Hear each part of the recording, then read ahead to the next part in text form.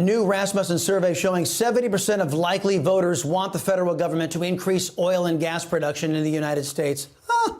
This comes as Biden's ban on Russian oil sparking a crude awakening at the pump for Americans across our nation. Joining me now, host of the Trish Regan Show and editor-in-chief of TrishIntel.com. Trish Regan, it's always great to see you. Biden administration says it's Russia's war causing America's pain at the pump. Isn't that rewriting history a bit, as our prices were spiking long before Putin invaded?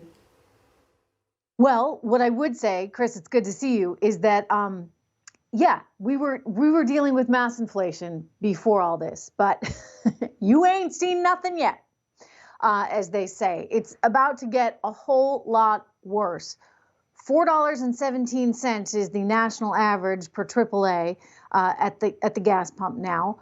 I suspect that if we continue down this path, we got some news that UAE may give us some oil today, but if we continue down this path, you could be looking at $9 a gallon by the busy summer driving season.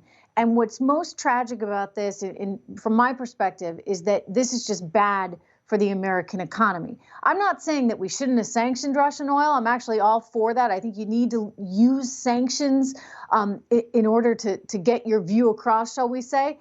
But nonetheless, Chris, we got to have another plan.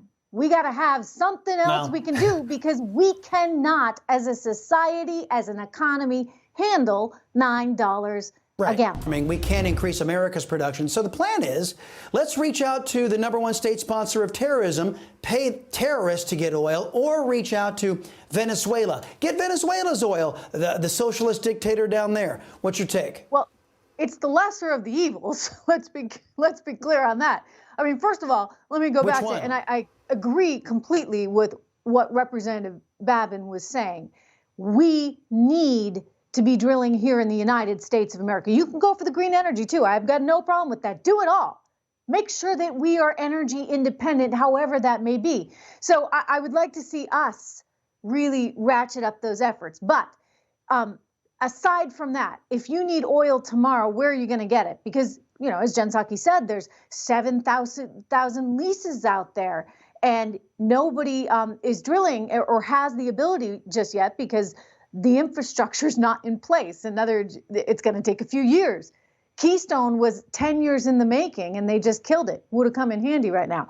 Anyway, so there's a time lag there. And what I don't want to see is Americans get hit in this challenging time when you don't have the oil here in the U.S. So my recommendation is, if you're going to go out there in the world and you're going to get oil, you ought to be doing it right here in the Western Hemisphere with a country, you know, that's a lot more aligned in terms of cultural similarities with us than, say, Iran.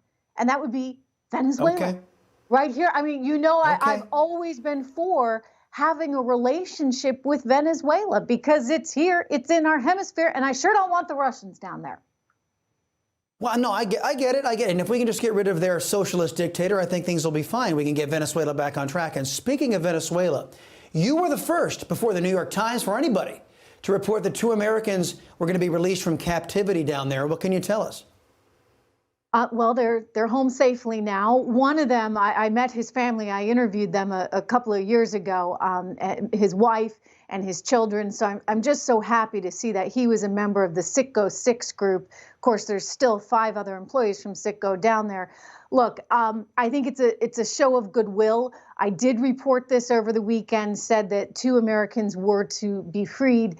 Look, it's and I have excellent sources there. I've covered all sides of this story. And if you go way back in time, my first job was actually trading sovereign debt, including Venezuelan debt, way back when at Goldman Sachs many years ago. So I've been around this story for a very, very long time. I'm well connected. And I did know that 2 Americans were coming out, which was just wonderful news. I was so happy to see that.